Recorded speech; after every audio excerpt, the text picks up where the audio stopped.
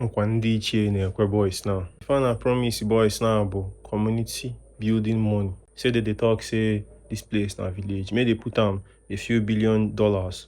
Make they know whether that place will still be village. Now in be the money now we ancestors they promise boys. All those places where niggas they run to. They know they know fine reach our place. They know reach our place.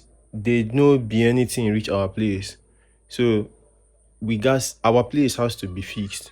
And those people they no get power reach us. They want no power. But I when money egbu gbolu mmụọ gị efi. Ịkali okwu ikote gbolu mmụọ gị efi. Fine, I promise now about billions.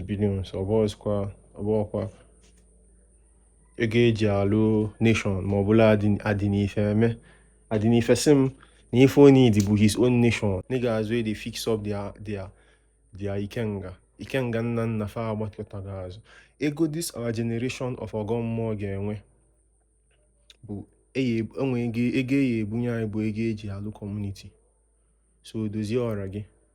Ọbụla small minded akogoli spendings bụ ife na-agụ mmadụ. Inwe community, my bro. Community building at the next level shit. So find out your community, do am into something.